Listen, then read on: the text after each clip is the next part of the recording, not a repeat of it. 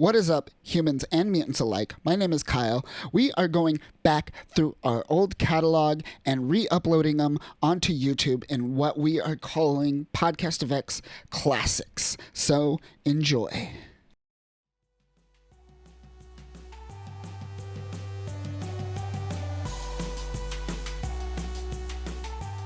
All right, what is up, everyone? My name is Kyle. I'm with Danny. Once again, we are talking House of X. This is not how I wanted it to end. I wish it could have been otherwise. You were the best of us. Now, last week we talked Powers of X. We learned about Ascension. We learned about the Phalanx. We saw Namor. Namor refusing to come to Krakoa, refusing the invitation. We saw Forge, and we learned about Cerebro. What did you like about last week? What was your favorite thing from last week's issue of Powers of X? I liked the whole kind of I guess you could say grift that they set up with the pharmaceutical aspect of Krakoa and what they can use that for. That whole bigger scheme kind of playing out as Charles's way to kind of control the paradigm on the global scale, but also on the market scale. It was a kind of a nice payoff to see that kind of build up and go into motion. So that was probably one of the more interesting subplots of the greater Powers of X story and House of X story. Absolutely. It kind of sets up the the economy, right? More or less. Well, the economy, the political kind of maneuvers that they can do and the weight that they can put around now just by having this kind of option. It changes the world pretty viciously. Right. Like all those people slinging drugs in Florida, like all the Oxycontin in Florida, they're just like, fuck, we're useless now. Damn you, Charles. Damn you, Charles.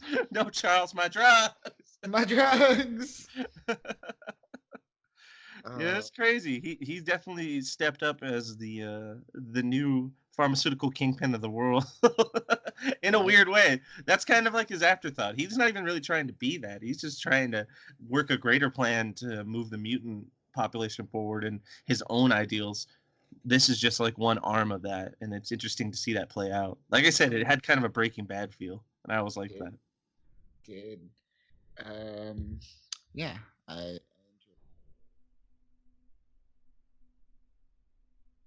House of X, issue number 6. Are you ready? Final issue of House. No more House after this. This is it. This is the conclusion. The conclusion of House of X. This is the final chapter in the great Hickman House of X run. The one and done. Short series, not drawn out, simple, but sweet. Yeah, I enjoyed it. 6-issue run. Well, 12 issues. But if you include Power, but you can look at them individually and still see the merit in their own story. You could, because they do play out kind of individually. Yeah. But as a set, they're perfect. Yeah. I love it. I love 6-issue series too. They're also very easily adaptable to film and TV. Oh yeah, definitely. Because you could get that 3-act structure really well with the 6-issue run. It has a good formula for that kind of application. Hopefully it doesn't get something like that though, because I feel like television just waters down is a weird device that kind of waters down any type of property or medium that comes out of comics, usually in the form of like a bad television show like Swamp Thing or some of the movies as they did with Batman or Superman. You're just like, oh wow, they really wring that rag as dry as they could. But heck, I liked Legion. I'll be honest, Legion was a good series, but it was really radical in how they approached it. If they take that kind of mentality with House of X or Powers of X, then I think I would enjoy that as a show. But I will not hold my breath on that. That'd be cool. You do 2 different shows, House of X and Powers of X.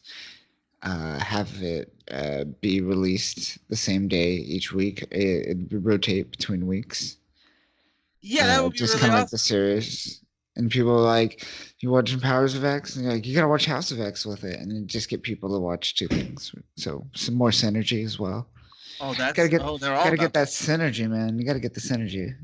Gotta get the franchise. Got a franchise. Got a franchise. Got a But prequel to yes. franchise. Let's get into this. You ready? Oh, I am ready. House of X. Conclusion, the big one. Let's do it. So we started Krakoa 1 month ago, and we're in Moira's no space. Yes. Uh, Professor X's secret cradle. Now, can you explain this space? The image is kind of like they're upside down too. They're not even. It defies gravity.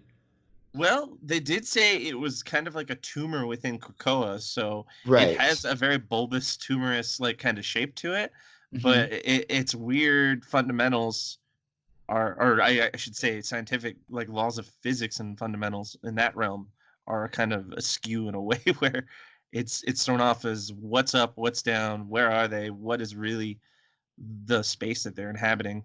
Because it looks very strange and kind of submerged in like fluid, but is that the roots of Krakoa, or is this someplace deeper within Krakoa, or below, further Oh, below?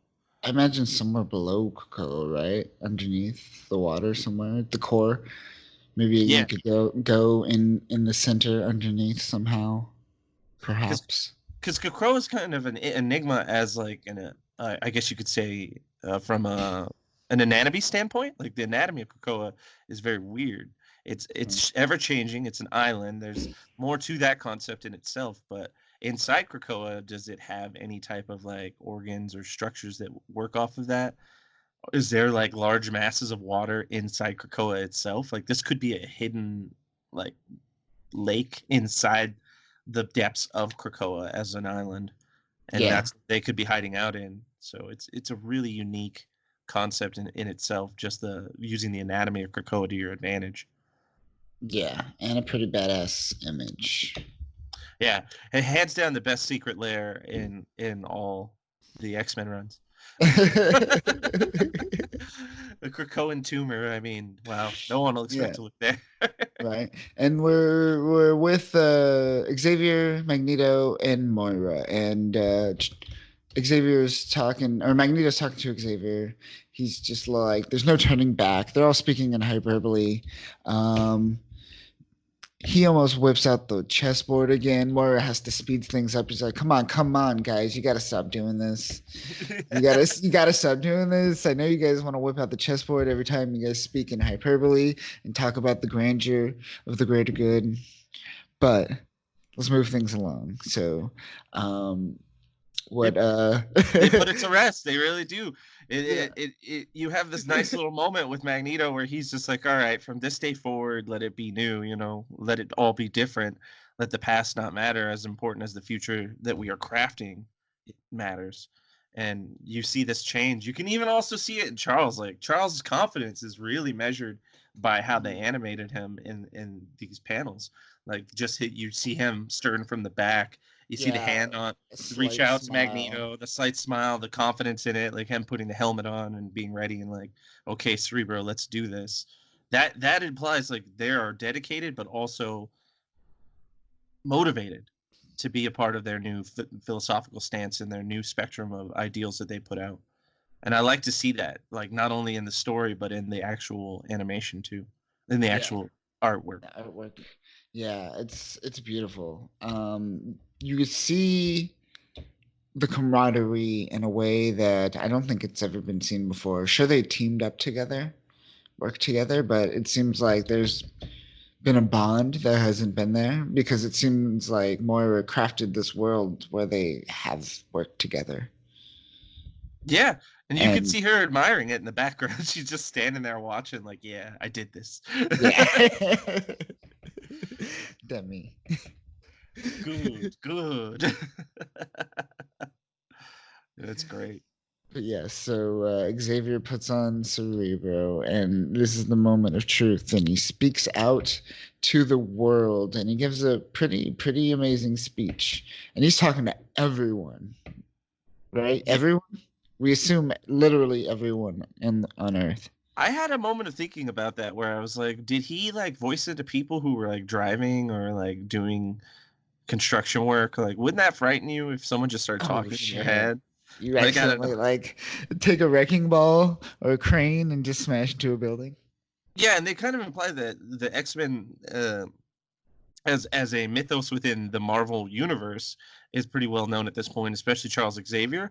So I think him leading with his name and proclaiming what is happening would catch a few people off guard and would probably shock them in a way where it could endanger them. So I started to think like, did he purposely like select people that weren't busy at the time, or did he Right. just like say, "Fuck it, everyone gets to know whatever comes from it comes from it." And maybe he just doesn't care. He's like he's getting that a bit of arrogance is starting to that kind of god complex is starting to seep out again. But I don't know. It still was funny to think about when you see him addressing all these people because he's addressing like people in hospitals, boardrooms, people in like government buildings. So you're Yeah. seeing like all walks of society kind of getting phoned in by what Charles is saying here. What Charles is saying. Um, so he reaches out to the world or to a select few, who knows? But he's all like, in the coming days, you will receive some awesome drugs. They're going to cure everything: affluenza, Alzheimer, ALS, all the cancers, all of them, overnight, gone. And he specifically states, at one point in life, I would have given this to you as a gift. I could have sworn, or like he believed that he could create harmony between the two races. And now he specifically thinks that this dream, as he states, is a lie, that this can't happen anymore. And it's something that he always wanted, right? And he's still reaching out to people. And we even cut to we see the Avengers hearing this. We see the Fantastic Four hearing this, and we see Doctor Strange hearing this. And he says, "We will let you pay for it." Now let's stop right there.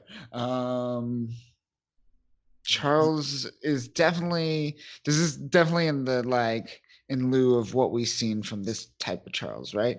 As he says, like, I would have given you this before, and he would have at the one point, and we would have watched that whole situation probably get destroyed and crumble, despite all his goodwill. And I think this approach to creating an economy around a give and a take, if you will, which you haven't seen before, Exactly. and that's fascinating. And It's a it's new paradigm. It's a new Charles. I mean, look at the phrase when he said that that dream was a lie. When yeah, he acknowledged that they taught him, he said that they had taught him a harsh lesson about reality and what his dream was and what he felt inside, and how he would have given anything to keep that, but he now must accept that that is nothing that is compatible with the world he's putting down now. And that's the big change for Charles is that acceptance. So it doesn't feel like it's a heel turn, like a malevolent heel turn. It feels like it's more of like a reluctant acceptance of a more harsher, bigger picture. And right, that's the more interesting thing with Charles to see here. yeah, and And that's the cluing into the like the Avengers and the Fantastic Four and Doctor Strange, that was kind of a nice little visual way to nod to that. Not only is he speaking to like everyone, but Hickman used this kind of like twist here, and with the animation or with the actual artwork, they use that as a way to kind of hone in on like, yeah, he's telling everyone, like especially the people who have the power to stand against the mutants or who could possibly get in the way of what the mutants want. Like they now have been put on notice. Everyone of the big players in the Marvel field that the X Men would run into in a day to day, I guess you could say catastrophe. The typical people who would come out for that all now know what Charles has planned for the most part for the mutants as a greater society, but mhm, also that they're making their move known. Like they're yes, not doing this in secret. They're all cards on the table. Like you now know what my will is my new mantra moving forward for the mutants and the rest of the mutant population. yes, and we've seen this in Hickman in the very first issue of House of X, where the Fantastic Four and the X-Men ran into each other while chasing down Sabertooth, and Cyclops says, "Hey, remember, tell your son he has a home with us on Krakoa." And just like, damn, Cyclops gave a fat burn to Reed Richards. He's like, don't forget, We're his true people. Yeah, that's what he's. But yeah, for real, that's what he was doing. Is like we're his His real real family, family. real Yeah. family. Yeah, Yeah. That was like a little like jab at them. Which I had hard. an interesting thought Yeah, about that too that I'll bring up later when we kind of discuss. I think probably after Powers, I'll kind of discuss my thoughts on like what's going on with Franklin and his, I guess you could say, lack of appearance in House and Powers. But yeah. that'll be He's for so later. hard. Like, what would you? He'd be too hard to handle. But yeah, I guess we could talk about that at Yeah. another time. But moving forward, so yeah, he says like now you have to pay for it. And it'll cost you a little, and for he sets up a couple rules. First, you must accept the island of Krakoa as a nation state on this planet. Sovereignty, complete sovereignty is what is Complete being demanded here. sovereignty. Yeah, they must be given it. They say that they will follow the actual like rules and regulations put forth by the UN to acquire said Yes, sovereignty, but they yes, must be fairly given it with no ex excuses or expectations put upon them. And I really feel like that's an amazing thing to see. Like that's an amazing moment for Charles to actually take the helm and be like, "All right, we're gonna play by your rules to the point of following the United Nations guidelines that you've already set forth. But right. the way we are approaching it is with complete sovereignty, and we will not be a puppet to anyone. And if you want to enjoy these fruits, the fruits of our labor, you have to give us this in return." And it's a fair trade. You feel like okay, they did kind of screw over the mutants a lot. There's a lot of actual agreeable points here, and it Hmm. doesn't feel too tyrant or totalitarian. And I really want the mutants to finally get their chance to shine. And the only way they could do it is with sovereignty. If they're kind of like a puppet state to any nation, there's going to be too much political discourse, and it's going to end up biting them, like it did when they moved to Utopia and they tried to work with like the mayor of San Francisco, and all that type of stuff fell through, and it just ended up being a toy for political gain for people part of the corporatocracy in America.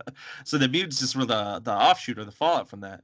But this seems like Charles is cutting the ties to any of that. He's setting it up to where they will actually be free to make their own decisions, and they have enough of a playing card in what they're doing with the pharmaceutical end to actually do that.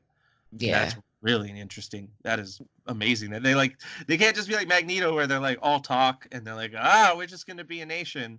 Instead, they're like, okay, we're gonna make ourselves a nation and we're gonna put weight behind it, so we're guaranteed to get it. He's not playing with a without coming to the table with a loaded deck, that's for sure. Well, the second rule is even bolder. So the second rule, all mutants by birth can claim Krakoan citizenship. Now that's kind of bold to say that like other other and other citizens could claim, I guess, citizenship. Would they be dual citizens, I guess, then at that point? Uh Easiest dual citizenship ever. kind of. If there's a few precedents that I could point to now where that actually is still pretty common. Like for example, in Ireland, I've heard that if you can prove that your family were immigrants from Ireland, even if you're born two, three, four, 5 generations later, you can still get dual citizenship in Ireland if you in Really? fact can prove that. Yeah, I think that's all you have to do Interesting. is you just have to get papers that prove your family line, and if you could trace it back to Ireland, they give you the citizenship. Or if you want to go back really far, the Roman Empire, they just kind of gave citizenship to people who were conquered by them. They're just like Right. you could just be a Roman abroad anywhere, and it still kind of comes back. That's what this kind of felt like to me. Is it felt like more old Romanesque approach to citizenship, which I like that. That's kind of interesting. So, you could just one day be like, "Oh shit, I'm a mutant. I'm out of here." I didn't know that. I don't have to chill with you assholes. I don't live in Nebraska anymore. No offense, Nebraska, I guess, but Some no, take offense. offense, Nebraska. Some offense. Yeah. It's not my fault. I didn't choose to set you up there. You got some people who are dead for many years to be angry at, not me. You Uh, could probably find some graves to pee on, but it's still an interesting concept. You could just up and relocate and be like, I'm a new citizen. I've joined the mutant corps. I'm going out there to make a difference for the world. Citizenship is the way. citizenship. This turned into Starship Troopers real quick. Oh man. But I like it. That's only the second rule, is that he's now building the ranks of the mutants just off of that like gauntlet being thrown down. All mutants are residents. No ifs, ands, or buts. This is a part of the rules. So that Yes. has to go into as a caveat to the UN rules that they're going to set up. Yeah, and even stipulates that people that could get a period of amnesty, like criminals and people in prisons, there could be like there's essentially rules aside that allow them to either pay their debts and then come to Krakoa or be set free. So that's Exactly. he's stipulating rules in which certain cases in which mutants might be imprisoned, perhaps even falsely imprisoned. I'm Yeah. not sure. Yeah. Yeah, he puts a form of like extradition onto Krakoa because the mutants won't be judged by anyone else but mutants. You can't have any other any other Right. law interfering, or I That's guess okay. you say Yeah. government body. I missed that one. Yeah. Fourth law. Yeah. So yeah, that's on the next page. Mutants will be judged by mutant law, not man's law. So like, yeah, he believes that humans should not be able to dictate mutants Yeah. and how they should be judged. And we're even cut to Miss Science Lady. Oh, classic mixed science lady. So she's even hearing that, which is interesting. She's bitter about it already. She's just like, oh, Yeah. I got so much science to do to deal with this. Yeah. It's an interesting concept though, because I mean, think about it. In the parallel to real life, I mean, if you're supposed to be judged by a jury of your peers, I mean, if there's not one mutant on the stand, is that really a jury of your peers? Could you be Right. fairly judged in human society as a mutant? Really couldn't. I mean, this is the only way to, with the weird rules that mutants have put forth. They seem to be playing off of what is a more innate flaw in our already existing system. Because think about it, what if people start becoming like cyborgs or some sort of mutated versions of something gone awry from gene CRISPRs? Do those Right. people still get to be judged by a jury of their peers in the same fashion? Would that be a jury of their peers, or Would would that it be a be, jury of the peers? Right. yeah, Exactly. would it, or would it be what we like to call at that point normies? Oh, those normies. Like, look Yeah. at normies over here. Come on now. How many chromosomes do you have? Oh, the normal amount? What a weirdo. Dude, my baby's gonna be a new type baby. It's gonna be awesome. Yes, he's going to be awesome. He will lead Xeon to victory. Great times. But then Charles goes on to give him. Well, he's been monologuing, but he ends the monologue so eloquently, and he goes, "If you find yourself asking, who are these mutants who thinks they could dictate terms to us? We are the future, and an evolutionary inevitability, the Earth's true inheritors. You closed your eyes last night believing this world would be yours forever. That was your dream, and like mine, it was a lie. Here is a new truth. While you slept, the world changed." And you're just like, damn, this is just the beginning. And then you go to the next page and it's just the title, House of X. And you're like, this is just the beginning. Yep. That's they how did it Charles again. starts this. They did it again. Oh my And you're just gosh, like, the man, dialogue. I got so many pages left, and you gave me this climax so early. Jonathan Hickman, your dialogue is phenomenal. I love the way you wrote Charles there. I just love it so much. The part in the beginning where he kind of broke it down in almost a sympathetic and very empathic way of saying, like, you destroyed my dream. I can't have it anymore. You've broken it. It's gone. Like, you took it from me. So now I have to Mhm. have a new dream, and this is it. This is what I can do, and this is what you have to accept, because we tried to do it the other way and it didn't work. So now we're going to try the alternative, and let's see what happens. Strap in, everybody. Charles out. Charles out. Drops Cerebro. Oh. Walks away. And then we get into the biggest reveal of House of X, the members of the Quiet Council. Yes. It's so quiet. It's like an ASMR channel. Oh God, no. Oh geez. It is quite a twist though. I mean, this Krakoan Council is not exactly who I was expecting, but some people are who I was expecting. There's a good split. Yeah. It was a 50-50 of like, okay, I expect that. and then the other ones I was just like, oh, weird. All right. We'll list them out, and then we'll talk about who you expected and who you didn't expect. Perfect. So let's. It's interesting.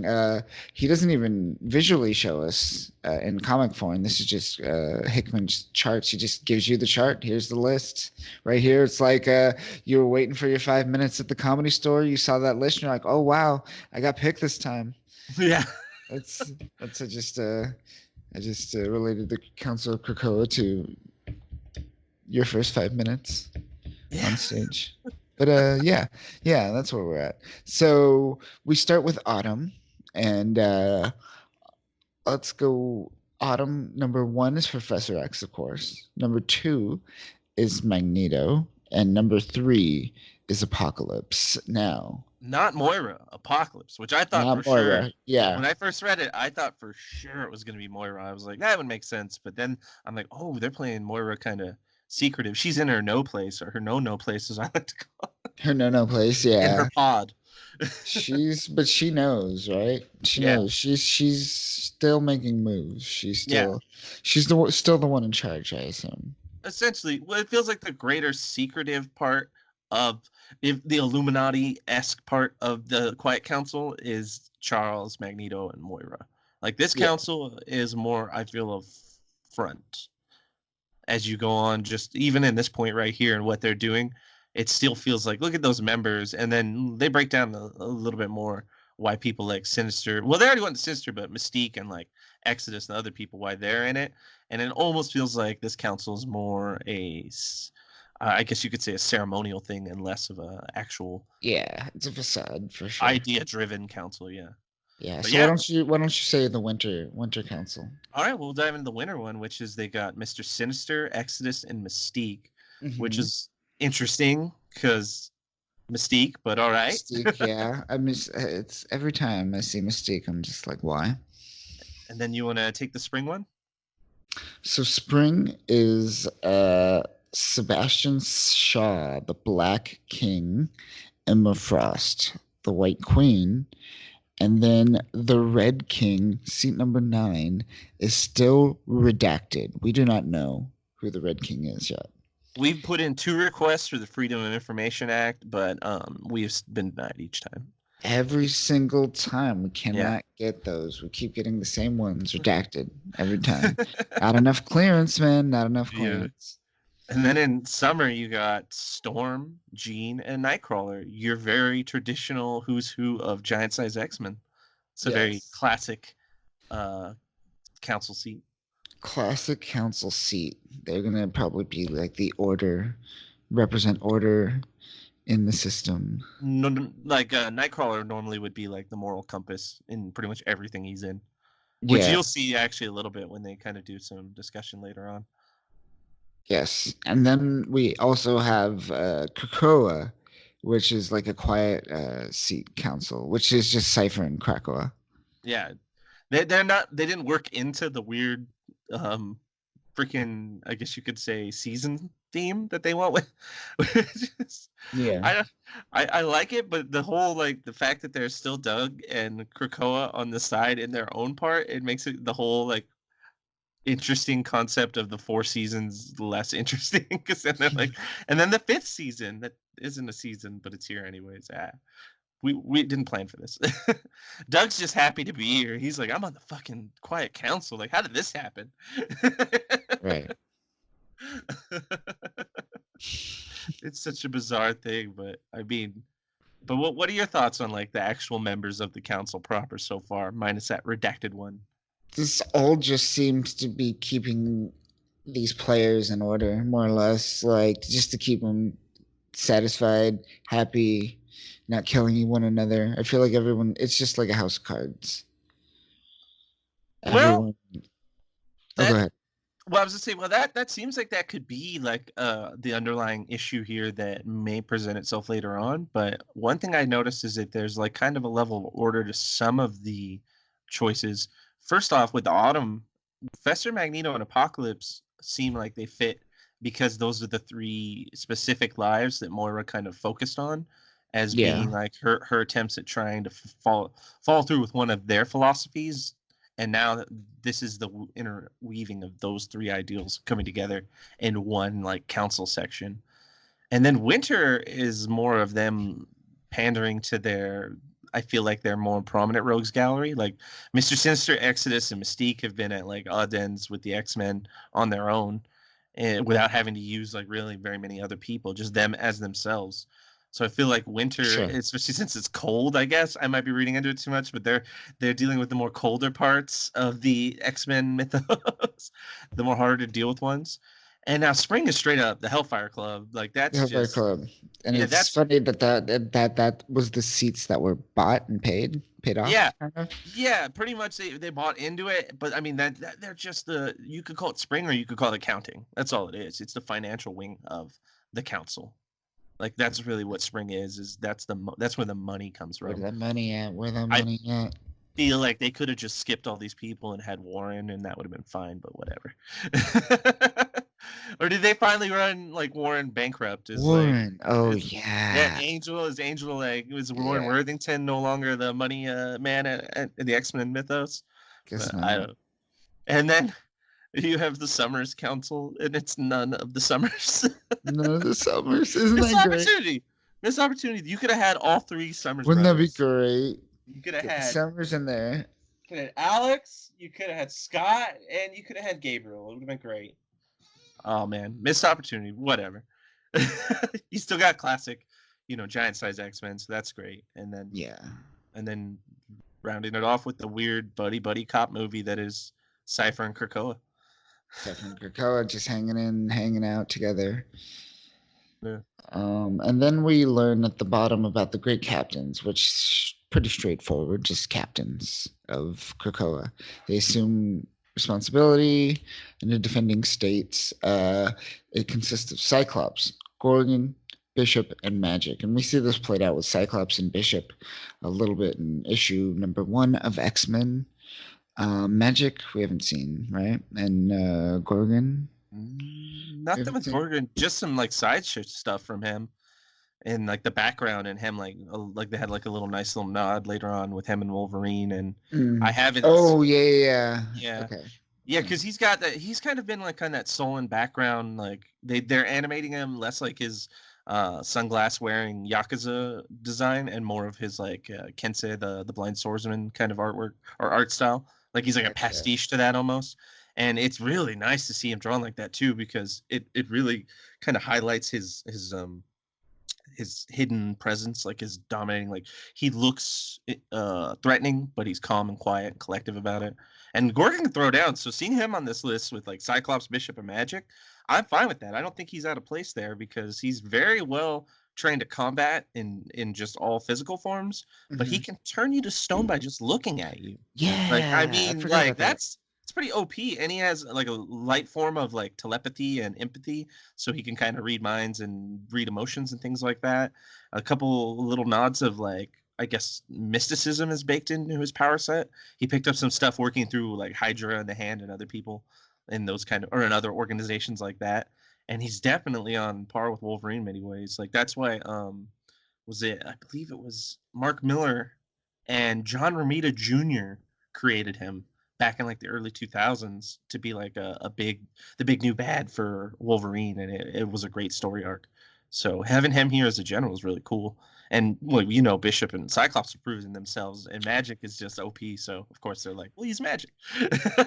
If people wanted to go back and read some Gorgon, what would you recommend? Which run?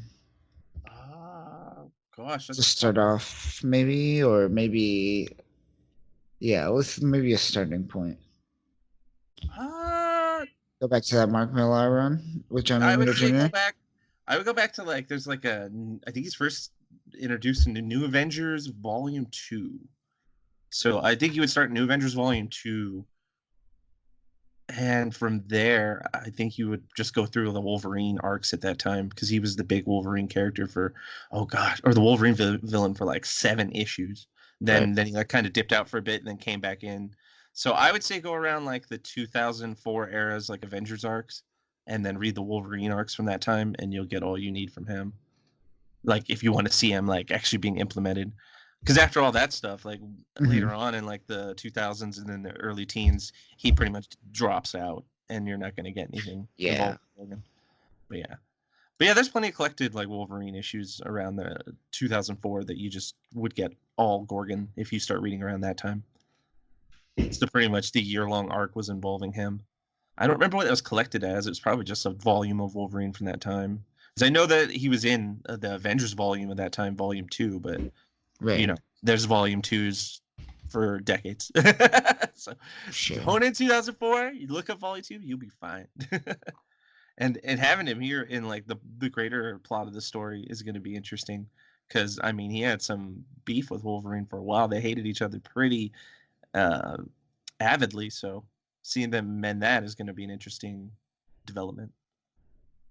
Indeed, indeed. I'm excited. So we cut to the actual Council of Krakoa and we watch everyone slowly, like very slowly, like 5 panels slowly, walk towards their seat. But it's Oh, beautiful. and to And you let you know, it is circular. It is a circular. it is council. circular and it's great because you see the first splash image is just Charles standing up, Magneto, Apocalypse sitting down, the rest of the council coming towards their seats, going towards their seats. And in the background, you just see the face of Krakoa just looming over everyone with Cypher just hanging out on a branch Yeah, on the side. so you see that tiny little image of Cypher hanging out and just relaxing with his arms back, just kicking back, saying like, "I can't believe I made it to the top." I made it. All I did was know languages, and that's it got me Douglas, places. buddy, you only had to die and overcome a lot of stupid things, A lot of but you dumb made it. things. And look at that! Look how they drew Krakoa. Like Pepe Oh yeah, Lawrence killing it with that Krakoa drawing. I wish dude. I had that Yeah, as like a wallpaper or a poster. Giant face. just a giant face of Krakow. Yeah, it's pretty epic. I highly recommend you look at this. It's great. So we move on. Everyone joins the council. Everyone's sitting down, Except for and the Red King. except for the Red King. Yes, still not there. Seat still empty, still not there.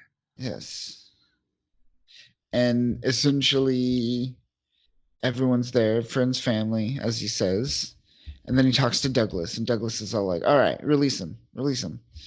And we Release the see Hound. release the Hound specifically, and then Yeah. we see Sabertooth just kind of plop down out of like a ball of water, right in the center of the council. Bringing us full circle from the beginning, or when Sabertooth was first being brought in as an issue Yes, with one went down with Mystique, and now we're coming all the way back to that plot. all the And way they hit back it to quick that point. too. Everyone sits down and they go, "All right, let's get to business." Even Nightcrawler's like, "Oh, so we're jumping right into it. All right, Yeah. let's do it." Yes. So essentially, he shows up and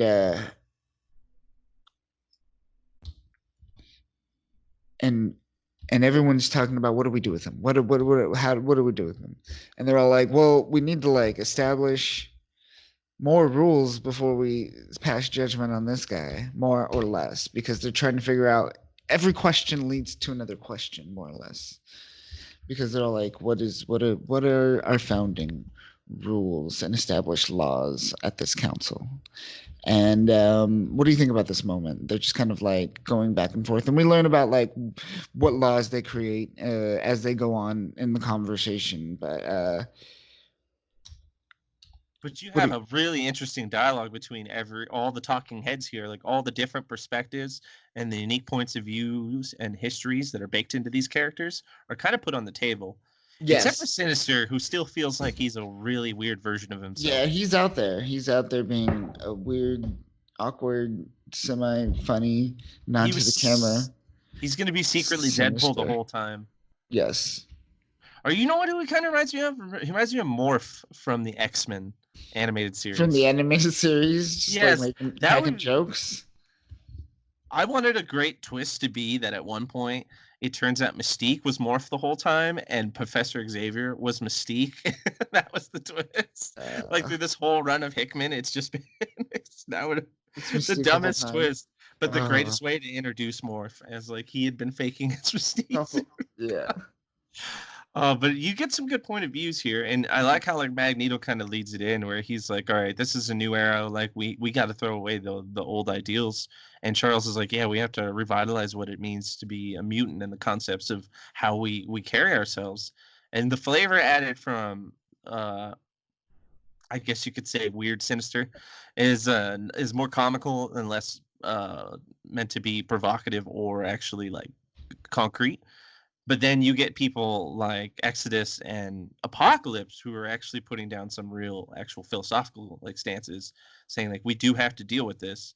I Yeah. may I may not I may not necessarily have the same ideals as everyone, but this is we have to deal with this seriously and actually stand by our decisions, because once we go down this road, we're stuck on it. Even Jean has like a nice change of like stance. She kind of stands out of everyone here because Jean takes a stance that you wouldn't expect her to take. She takes a much more hardline stance and a much more less forgiving approach to how they should adapt to this new law and order that they're trying to put forth. And that I found the Yes. most interesting and unique point of view out of all of the ones being put forth was And hers. yes, and she says like the highest crime would be killing someone who cannot come back. It would be it would be a mutant killing a human. So essentially, this leads them to their first law, first rule of Krakoa, in which they agreed it will be a law of Krakoa that no mutant may take a human life if a human cannot take a mutant life. More or less, right? Yeah, it's pretty much broken down in a way of saying like we're above all this murder, we're above all this mindless killing. We need to make it a precedent that the mutants may be a new evolutionary chain that are stepping out amongst the world, but we're not going to subjugate the humans like they did us. We're not going to beat them like dogs or beasts of burden until they die. We're going to defend ourselves. We're going to have our ideals, but we are not going to just commit genocide. They're not going to do a Myra and just start with genocide. They're going to Just back burn that. genocide. Yeah, Man, that's off the table. They're taking it off the table. just like one dude had too many beers and was cocky, and she's just like, "Fuck these mutants." Death camps. I need death camps. That's what I need. That's the appropriate response. uh, Oh man. and Those then yeah, so as they're talking, I believe Sabertooth Sabertooth chimes in. chimes in. Yeah, Sabertooth chimes in, and Emma's just like, "Nah, let's not have that." She says, "Quiet," and just turns off his brain. It looks like Well, her and Jean do it. she didn't do it. Yeah, They hit him with the first wave to kind of like mess with them and yeah, like kind of test him and be like, you need to calm down, Sabretooth. And then he still tries to fight it, and Jean's just like, no, quiet. So two of the most powerfulest psychics in the like telepathic psychics in the planet just went into his head and just turned his brain off. Put him into standby. He's like drooling and everything. Like it's like he's even making like a crash computer noise. He's like her. yeah. Like It's the great. Just the like bubble just just H R gone. R. Uh, It's awesome. yes. But then that transitions them into talking about the concept of what the second law essentially would become and how they need to respect the mutants themselves and pretty much what they're trying to do with the idea of making more mutants but also murdering no humans. So they're trying to work forward with like a positive aspect of just like let's increase things, let's not take away Yes. things. And they Taking started to things come away is not a bad thing. Is right. in their new foot forward. Right, and this all rose kind of from Sebastian Shaw because he's just all about he's like property, rights, wealth, currency, and this leads to a bigger conversation about what is property and his Krakoa property because it's mutant, so is a mutant property, and this goes into the leads into a bigger question of we need more mutants. Yeah, we need to fix the problem because if we plan to be a successful ethno state in a sense is what they're trying to build, Mhm. then they have to have a population that can maintain that ethno state, and if they can just get wiped out, then their whole point and their whole greater thing that they're trying to build is for nothing. Because if they can survive, even at larger numbers, even if they can survive just a little bit, then they can repopulate those numbers. They've created a system now where they just have to maintain a large enough population and they'll be fine, essentially. And that's what they're trying to point towards. But you see a new tandem pop up here, like we talked about earlier, about Mhm. how the issue of dealing with the legal system with mutants being judged by their peers. Now you have the concept also of like, how does Krakoa work as property if Krakoa is alive? And what do we do to kind of walk that line as mutants living here? Do we utilize Krakoa as property, or do we find a way where we can exist symbiotically and still benefit from what it has to offer? Exactly. And Mystique kind of leads into a conversation with Nightcrawler, as Mystique says, "You're a man of faith. What say ye?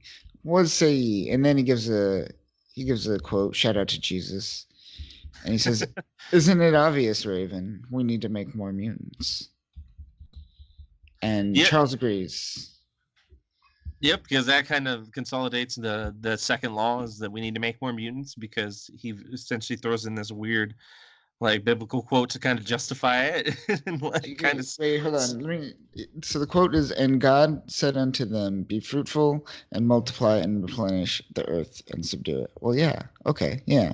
So he's just chose. He's just like, "I'm horny. I'm gonna choose this quote." I love the Catholic Down, mentality. We were going to choose from this. right? You be damned with your dogma. I'm not going to deal with this. We're going to just pick something that makes them justify it, dust my hands of it. I feel like there would be more morality to this Nightcrawler, but he almost feels like he's been burnt out with it too, in the same way that Charles has been. So I feel like he's taking more of a no nonsense approach, A little bit, right? A but also practical approach. Still having yes, faith. exactly. Yeah, but still having the essence of like moving forward with his faith attached to his principles and philosophy, and then that kind of ties it all into their big scheme of the three laws, which the final one is the land is sacred, and that's what Yes. kind of Charles goes on to proclaim after that point. And you get the simplest Hickman graph you could ever or infograph you could ask for, Yeah. just the three laws. Three laws: make more mutants, murder no man, respect the sacred land. Does that rhyme? It rhymes, right? Yeah, kind of. You could. I It has guess. enough of a cadence where you could, spit it out like it's some hot fire. But doesn't this have kind of like an Isaac Asimov feel to it, like the laws of Yeah, like the robotics? three. Yeah, like the laws. The A three little or bit. the three, or then the later amended four, then later amended subsequent beta law. Yeah, but I Sure. feel like we're walking into that kind of like that trope of the three laws that conflict with each other. We're gonna hit a point where like, well, when does the laws come into conflict and what law subsedes what law? Like, what if you have to murder a man to protect the sacred land, but in the process of murdering that man, it would lead to less mutants. So then you're both murdering a man and making less mutants, but you're still respecting the sacred land. Oh, see, Yeah. it's Okay. already issues that could Yeah. arise. I'm already confused. Look at that.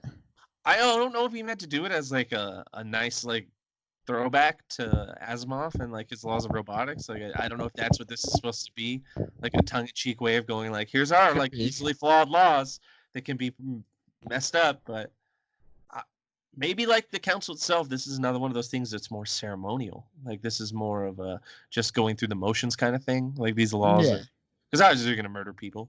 They're gonna People are gonna make obviously it. Yeah, yeah. it's gonna happen. Let's be And didn't real. they? And didn't they not respect the land already? Didn't like was it Beast or someone killed or like Wolverine like killed like a random animal that was on the land? They like attacked Beast and then like they killed it. Do you remember Oh that? yeah.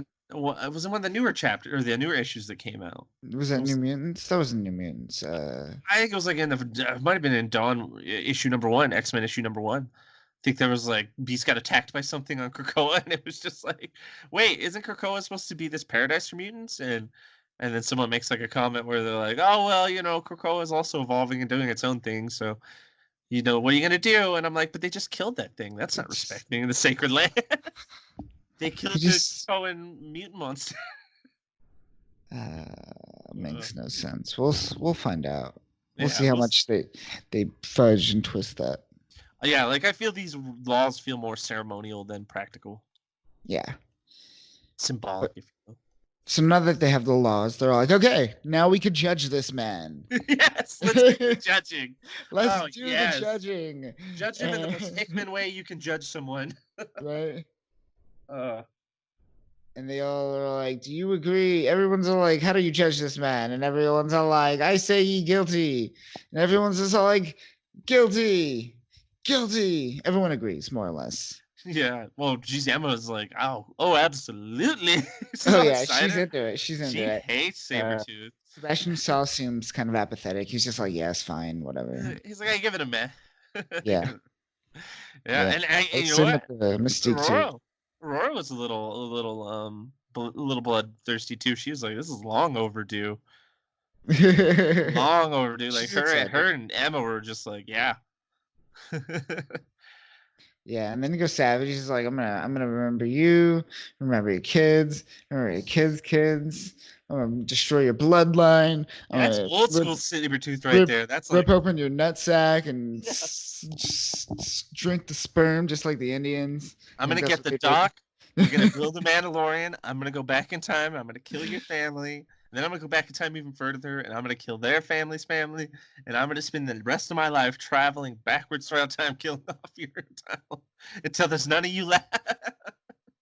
And It was everyone's just very old yeah. school, like Sabretooth of just like you crossed me. But then you get this like, oh well, that doesn't matter anymore approach to like the reality of what this council is capable of and what lengths Charles is now ready to go to is put on full display in the next page. Yes, and Tear us into that one. everyone kind of ignores him, and then Xavier just goes, Douglas, do your thing. And He's like, go on, do your thing. he's like, hey, He's he's the just like, middleman. he's a middleman. He's like, all right, let me talk to him. Yo, Krakoa, get on it. And Krakoa just grabs him, binds him, all the roots, just like Evil Dead 1 with the Yes. trees. Yes, Oh that's what I'm yes. talking. Very rapey looking. Oh yeah. San Raimi all up in it. Oh god. Very Sam Raimi up in here. Oh And god. Charles says, you have been found guilty, and so will be sentenced. The And dopest shot in the whole freaking issue. That one line coming out of Charles, and then that's the angle of like his hand reaching up into the air, trying to grasp at anything while the vines wrap around it, and you see mhm, Charles just looking down at him as he's being pulled yeah, away into that chasm. Oh my yeah. god, such a well done. Cool. And he's Well not done. smiling. He's not frowning. He's pretty stoic. Yeah, stoic as fuck. Oh yeah. Oh, Yeah. just like cold and just judgment. The judgment has been laid down, and that's what I like is there's that level of seriousness. Apparently, Namor sees some cracks in it, but I don't know. This was a pretty badass scene right here. That was We'll a pretty see. no nonsense scene right here. Yes, and he says we cannot send you back to the man's world, humans' world, but we can't tolerate you living on Krakoa, or at least the surface. So we banish you to the state to a deep stasis where you will spend your life just in the center of Krakoa. And just complete suspended animation in the deep depth chasms of the innards of the continent of Krakoa. Like just wow. Like that makes what the Council of Reeds did to the all the Doctor Dooms of the After different Dooms, multiverses. yeah. Yeah. That makes this Oh, look like even like cuz those they're lobotomized and they're just Doombots now in a weird way. They're just lobotomized Doombots kept Doombots, underneath the yeah. council, like also kept underneath the council in another chain, like the chasm of that like weird little area they gather in that nexus of time. But I mean, they're still used in a way where they get something out of them. Like this is Sure. literally like you're banished Nope. to nothing. You're just Gone. banished to just non-existence. Like you exist in a place removed from the rest of our society that no one will ever see or interact, and you'll never know because you're in stasis. So you didn't even know. You didn't even know that you're trapped in there for eternity, and they can't kill you because you'll just get regenerated. Right. they'll, they'll keep 3D printing you by accident. And they'll be like, "No, cancel the queue, cancel the queue. We got Sabertooth coming through. Cancel print." Keep printing again. Damn it! I'll kill you all. They're like, no, we'll just put you, in the storage. And this is a very Hickman way of handling like issues like that. He did the same thing to Doctor Doom, and like now that they're gonna implement this in the mutant realm, I love it. This is Yeah. this is a good throwback to his writing style. And Charles says, perhaps you will be redeemed one day, but that time is not now. And until then, you are exiled, bitch. He doesn't say bitch. I said bitch, but And it rolls off a little bit better. The way he's yeah. standing, you feel like he's saying it. He said it in his head. He was just like, bitch. Cross me for the last time, Sabertooth. So when do you think we'll see Sabertooth again? Oh, I feel like that plot device is gonna sit and cook for a bit. It's gonna simmer. He's gonna simmer that one, put it on a slow cook, and then when it plays off, it's gonna be nice. It's gonna get out. It's gonna be bloody. They're gonna keep like the Krakoan 3D printing machine will not be able to keep up with the bloodbath that Sabertooth will bring when he gets loose. Like I'm waiting for Apocalypse to have his pop off moment. I know Sabertooth will definitely have his. His call for vengeance has already been laid down, so that is in due time will be played out and delightfully. Yes. So after that happens, Krakoa closes, and the council is dismissed. And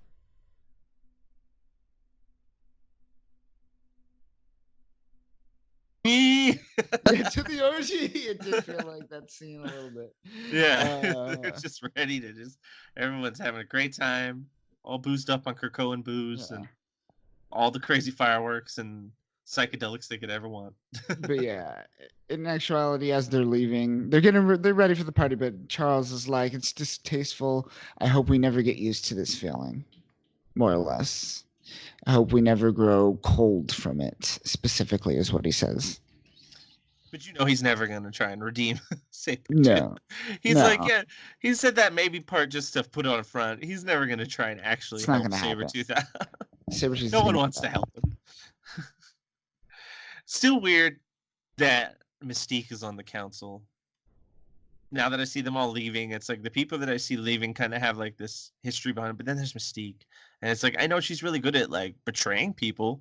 Like that's what she's better at than like even like being successful. She's better at like screwing people over, especially like last moment. But the fact they put her on this council just seemed like kind of a waste. I feel like maybe their logic. Maybe their logic was like, if we have her on the council, we'll know that Mystique is not pretending to be someone on the council. Oh, I like that. That's kind of like the double down of what I was talking about earlier. Because if she's there, you got to see her. You got to see her. If you see her, she's not being tricky. What if Mystique is just posing as Mr. Sinister and Mr. Sinister is posing as Mystique? God damn it. If you do that twist, I'll be like, well, fuck me, Hickman. Fuck me. Yeah. You're like, what was the point of that? Come on. I did it because I could. Yeah. You're getting sassy, Hickman. I don't like this. Yeah, I know. What this power is getting to your head. Your adulation is too much. Like, what have we done? I'm head of X. This is what I do now. Head of X. Don't argue with me. Dude, my word is law. It's like the late 80s, early 90s over there, and he's like getting an X shaved into the back of his head with some dollar signs next to it. Oh, God. Let the haircut die. Who gave Hickman parachute pants?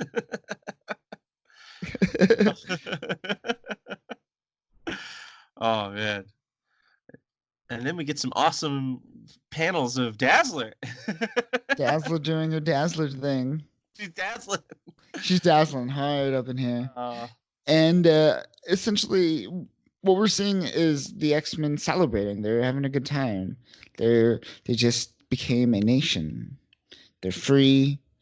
They abide by their own laws, and they're all enjoying themselves. And as we're seeing this, Xavier is just doing his hyperbolic speak, where he's talking about like maybe we'll never get a good rest again, for all we know.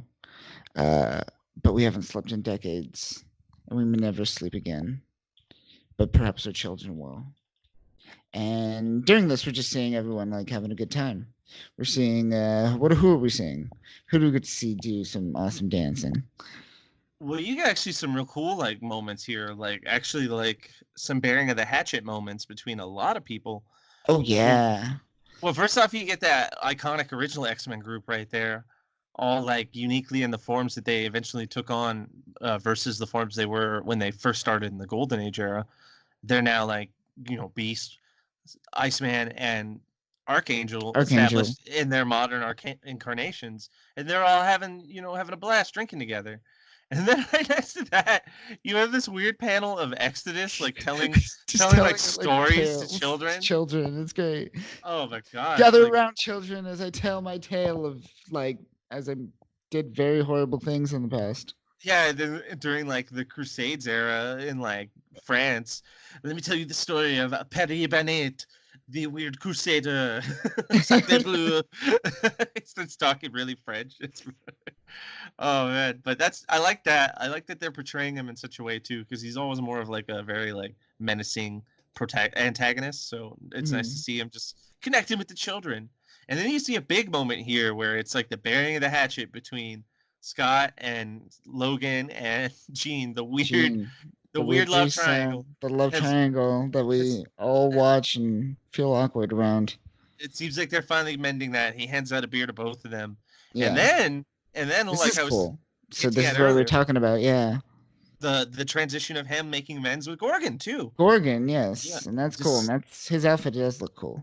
he's just standing there all like boating or foreboding in the background, like not Mhm. even. I'm too cool to party because I'm blind or something. I don't know. Yes, He's just standing there like he was just waiting for someone to bring him into the party. He was just like, someone led me here, but I don't know what happened. But yeah, that was an interesting little moment. He brings Gorgon a fucking beer. He's like, here, drink up. The have a last of beer. his sixer he shares with him. So that's kind of a touching little moment. It's cool, yeah. And the beers that he left with Jean and Cyclops. Jean gives one to Emma, and she's cold at first. She's like, nah. And then eventually she takes the beer Yeah, reluctantly. And reluctantly. and even Havoc is getting in on it. It's Oh like, yeah, see, Havoc's giving Cyclops a little like titty twister, jumping on his little brother back. love. Yeah, he's like Little, giving him a little noogie. brotherly love. You got Yeah, a little Charlie horse, a little bit raspberry, yeah. little Nelson. Every generic younger brother torture move. He's rocking that headpiece too. Oh, iconic fucking golden age The Golden Age headpiece. one. Yeah, Oh, so terrible, but Jean pulls off the golden age look, the she classic does. and look well. Yeah. Cyclops is rocking his more modern incarnation, which is good because his earlier stuff was really bland. And like we were just saying, Havoc is amusing at best, amusing visually at best, and that's all it's got going for it. Positively, negatively, he looks like a tool. I'm sorry, but like Charles has set a precedence for unique headgear in this comic, and I feel like that kind of Mhm. shit may have flew in the '60s, but it's now 2019. You need to step up your game. What are you doing, Havoc? Get off your Right. ass. Get on that. But yeah, it's just a nice little closure to a lot of stories. But then we Yeah. get the best turn of all. Oh We get yeah. the most brooding, off the beaten path, like stance of Apocalypse here, just sitting off in the shadows. But it's not Hanging out. really. Yeah. He's kind of like got a little bit of subterfuge going on, but not too much. Mhm. Like enough where like if they probably turn around, they could just see him standing there next to that tree, kind of surrounded by leaves a little bit. Like Oh yeah. Apocalypse, you're like 8 feet tall and like weigh probably like 400 pounds. Like I could see you there. I can see you. What are you up to? He's like just hanging out, just doing my thing, being myself. I'm being foreshadowed by this foreshadowing. Look at this foreshadowing shadowing me. It's physically manifested. I love how Hickman like brings the story characters to such a point where like the artwork can then follow them with like whoever's doing it. Like Pepe has done great, and then RB has done great as well. Like with using these weird like just images of characters standing there and making these faces with like the lighting around them to imply like almost a tropey kind of foreboding or foreshadowing or menacing kind of stance.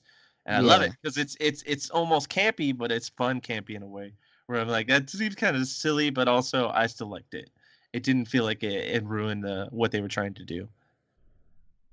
exactly. But it does feel like this moment. It's always like enjoy this moment. It's not gonna be like this forever. Yeah, It's not gonna last. Not everyone's gonna be happy and working together. Apocalypse already knows it. He already knows it. Look at that face. You don't have a face like that Yeah. if you don't know it. I mean, look, there's like a firework exploding like less than like 20 feet away from him, and he's got all that shadow on his face still. Yeah. Hard shadows. Get those Yeah. hard shadows. That's the foreshadowing shadows. They Mm. break reality. They're meta. And then we're left with Magneto and Xavier just kind of looking off epically into the distance as fireworks go off in the background, saying, "Just look what we have made." I feel like Return of the Jedi almost. Kind of just some yub nub. Yeah, the whole time I was like playing that song in my head to this scene. Yub nub. Yeah, a little bit. Yeah, you can totally play yub nub during this. Yeah. You're like, yep, that maps. Should have put it on in the background while I was reading it. Wasted opportunity. I'll do it later. Yeah, you have plenty of time. No. Yeah, true that. And then we cut to the next page, which is a map of Krakoa, where it's located. Get some Krak- cryptography up in this. Get some cryptography up in this. So there's a location in the Atlantic, and there's a location in the Pacific. Yep. So there's two Krakoan I guess you would say continents. Because they're massive, so I would consider it a continent, right? Yeah. Yeah. Because I haven't really gotten the breakdown of like the actual full size of it. I might have missed it, but from the way they portrayed it and the way the landmass is shown in scale to like Australia and to a bunch of other places that are considered continents, I would say, yeah, it's a continent.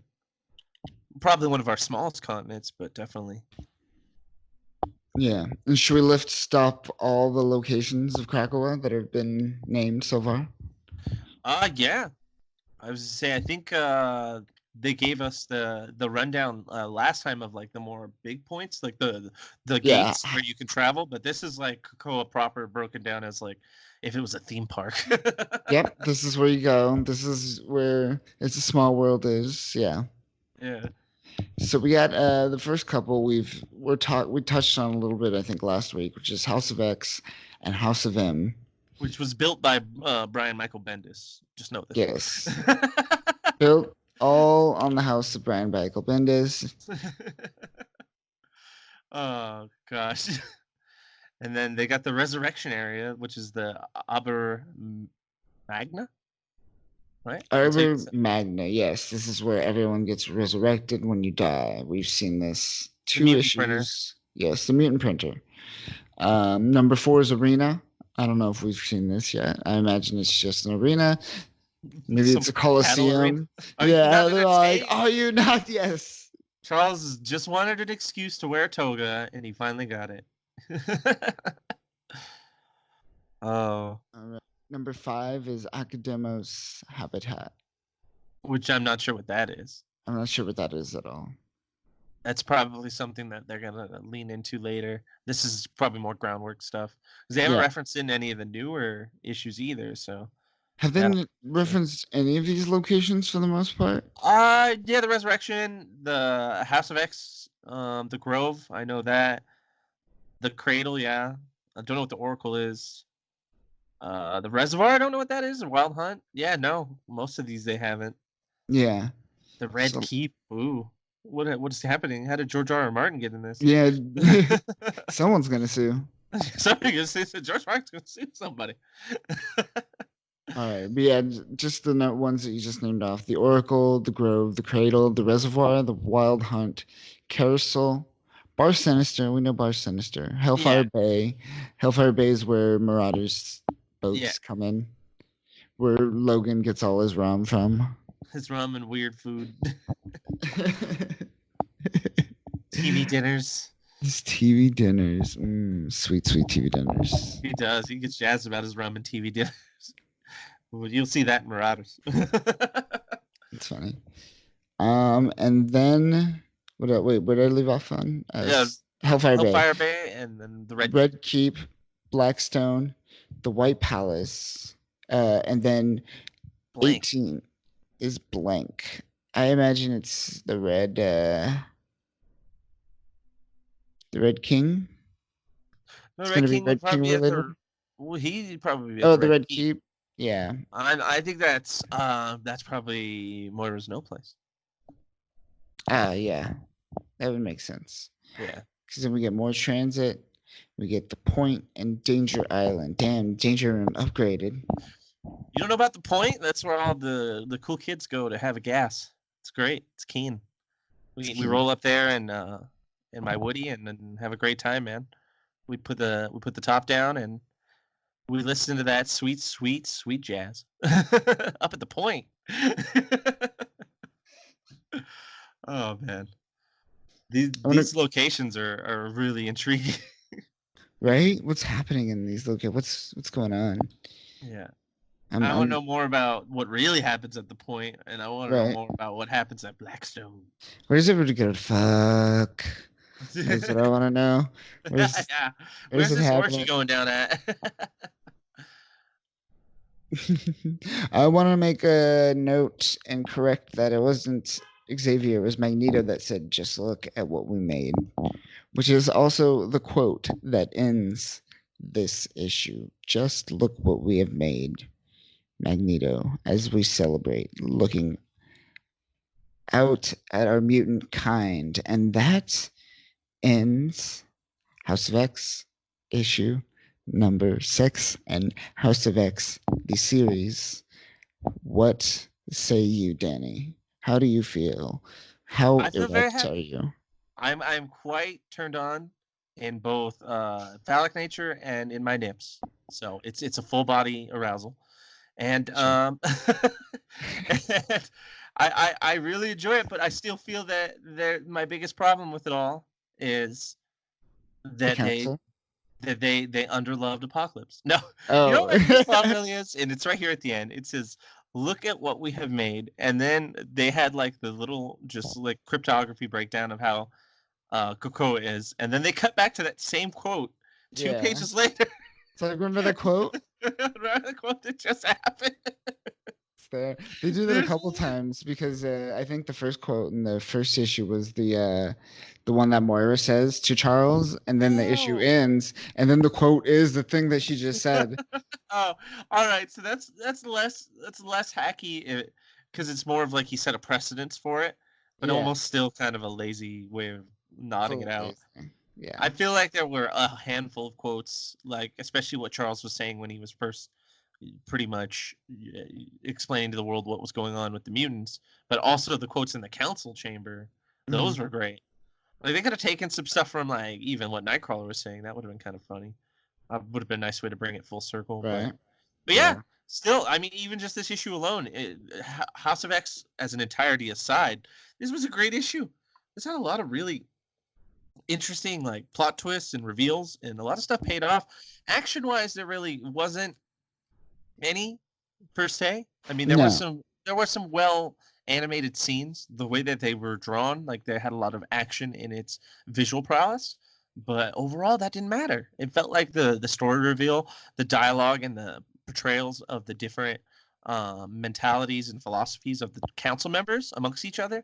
Like that was way more intriguing to me than like just as any other fight, like any good throwdown between like a couple Omega level mutants going at it.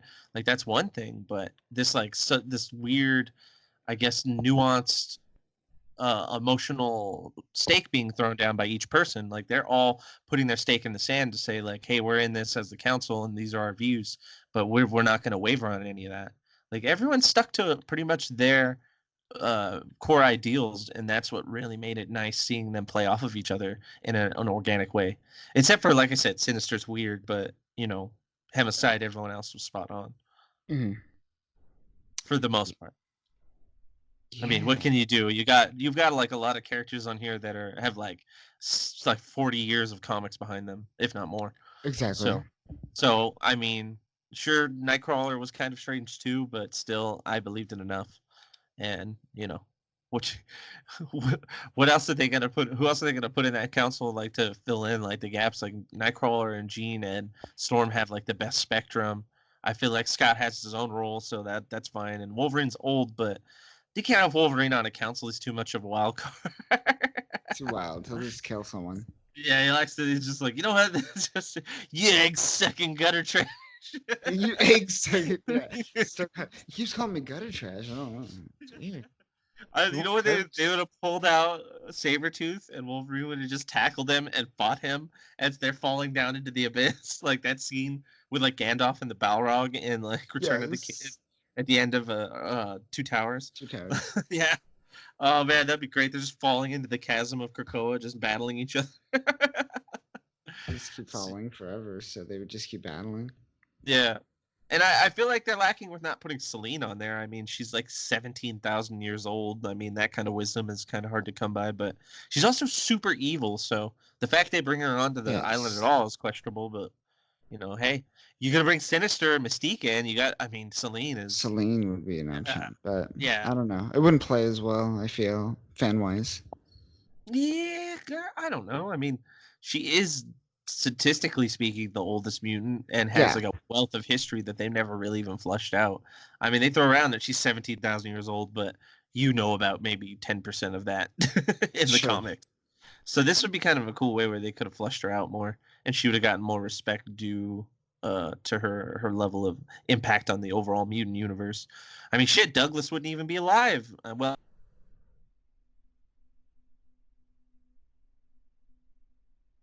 resurrected him during the Necrosha story arc. So, I mean, yes, I feel like some people could fit better here than Mystique, but you bring up the best point. Having her there is like the whole keep your enemies close or keep your friends close and keep your enemies closer kind of stance. Yeah. Yeah. What about you? Who would? Oh, go ahead. I was gonna say, what do you think would be a better alternative to Mystique if you could throw someone on the council? I don't know. Goop. Goop? No, you mean dupe. Dupe. Dupe. Yeah, Dupe. Dupe is a goop. Dupe is a giant ball of goop. Dupe is a giant ball of goop. Yes. So you're not wrong if you were calling him off of just what he looked like. But then that's like calling Sabertooth fur, but sure. Furball over here. Other than Mystique, I'm 100% behind Dupe being on the council over Mystique. Not only because Dupe is hella powerful, but Dupe is super useful and go-to. Like, he's smart. He's intelligent. Wolverine says that there's no person, and this is Wolverine, we're talking about Logan, who's been alive for hundreds of years, says that there's no person that he'd rather have in his corner than Dupe. And he knows a bunch of people. He knows Colossus and shit. And he'd still rather have Dupe. Magneto probably owes him a favor, you know? But he's still like, no, I want Dupe. Fuck you, Cable. Dupe is way more badass. What would be an equivalent to Mystique, I guess, villain wise? I don't know. I don't know who I would choose, or like, what role would she play ultimately on the council? Even if it is just to keep your friends or enemies closer, like, but what is the facade that they're putting on? Why is she there? What is her purpose, or what is it making her believe her purpose is? That's where I don't know. I am right there with you. I feel like that is the biggest loose end and the biggest problem that's going to probably arise in the later coming issues, because they're not going to give her what she wants. They're not going to really utilize her for anything important. So it's all going to come to head to a point, and they're probably going to replace her, or who knows? She might replace someone else. She might replace someone else. But yeah, so that's the council. That's the council, people. Should be interesting. We got some rules. We got some laws. We're a nation state now. The mutants are a nation state, not we. I'm an insignificant human just talking about it. That pales among the might of the mighty mutants. Of the mighty mutants, yes. So they're making strides. They're setting up portals, and we're gonna see some mutants. start coming over because the job's not done. The job's not No, done. no, House No. of X is done, but not the job. House of X built this up, this crazy plot, and essentially the dominoes are going to be knocked over by Powers of X that we're going to deal with next. These are all right here in this issue is the dominoes all being lined up perfectly, and then you go into Powers of X and you see how it all plays out, and Ah, it's awesome. yes. It is delightful. Indeed. Yeah, I loved House of X. It was great. Probably one of the better X-Men runs in a long time. I agree. This is amazing. And I'm motivated. I've been reading so much comics since new X-Men's come out. Sparked joy, as Marie Kondo would say in that book about tidying up your room. It had that kind of philosophical impact on you. Yeah, exactly. Um, but yeah, it's laying the groundworks. Like I'm telling people now, like this is a great place to start. Start here. Yeah. Start right here. You're gonna not know a lot of stuff, but you're gonna know everything you're gonna need to know moving forward. Yeah, I loved X-Men pretty avidly for a long time, and then Avengers, starting at like Avengers versus X-Men and going down from there, it all just kind of faded away, and I just stopped caring, as it just seemed like the writing had gone to crap, and the character portrayals had just all fallen apart, and the canon was just not even relevant anymore, or not even being addressed anyway. Now it feels like all of those issues have been turned around, and that Hickman actually is embracing it in a way, and his mantle as head of X amongst the staffers and movers and shakers over at Marvel. I'm actually appreciating what they're doing instead of just like utterly fearing whatever they're going to put out each month. Because I had stepped away from comics in general, but now, yeah, I'm definitely like excited about X-Men again. I still followed like the older series pretty well because I still trying to build that collection for my own Mhm. personal gain. So there's a lot of that stuff that I still go back and read and like kind of Oh check up yeah. on. But like now I'm actually really excited about new stories. Like I last good story I really honestly liked from X-Men was Age of X. Do you remember that? Where Hmm. I wonder if they'll address that. I'm hoping they'll address that where like Legion created that weird persona inside his Yeah. head that was Moira, but that was a fake. It was a fake. He was having like a psychosis or like a schizophrenic moment where he created Yep. a personality that just looked like Moira. I hope they like talk into it and go like, no, actually that was Moira, and there was a reason that happened. That was one of her other lives that we will Oh, talk about. maybe that's a That would possibility. that would be interesting, but no, that was like 2011, so that was like the last good issue I liked. So it took damn near a decade, but Hickman brought me back, and House of X was a good is a good testament to what he's done, and Powers of X is the perfect bookend to it. Agreed, agreed, and that's what we're gonna get next week. Powers of X, issue number 6, the finale to Powers of X, and the finale to this origin story. We're gonna learn about Moira's sixth life. People, are you excited? Whoa! Whoa! The secret six life that we've alluded to having one of the weirdest plot twists. You get ready for this one. Dudes and dudettes, because this is about to take a twist down a road that you wouldn't have expected, I and it's didn't gonna be a expect great it. one. Oh, Yeah. wonderful payoff! I love the payoff. I was like, oh, damn, Hickman, you did it! You did it! You jumped into X-Men, and you were like, I can fucking write this too. I can write X-Men. I can write Fantastic Four. I can make them relevant again. I can make the Avengers like side stuff relevant. I could do everything. I'm telling you, just give him more Yeah. time with Power Pack, and he will make them shine. Power Pack, Franklin Richards, get the team together. Yes. Come on, I want let's some make it future happen. Future Foundation annual arc Power Pack crossover event. That is the summer event 2020. I'm calling it right now. Let's make it happen. Hickman, you hearing this? You hearing this? Yes. If he can make me read that, then there's no character that Hickman couldn't write about that I wouldn't be excited. Hickman's what Captain Marvel needs to be excited. They need to put Hickman behind Captain Marvel to save that franchise. Oh, Oh, uh, okay. uh, nah. All right, but that'll do it this week. We'll catch you next week for Powers of X. Powers of X, I could talk. Issue number 6. I'm Kyle. We're with Danny. He's hanging out.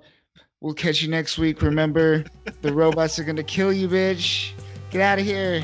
Never Run. Never Run. surrender. Yeah. All right. See ya. Thanks for listening. If you liked this episode, we are going back through our classic episodes and uploading them onto YouTube in what we are calling Podcast of X Classics. So be sure to be on the lookout for more classic episodes. And be sure to check out freespeechgeek.com.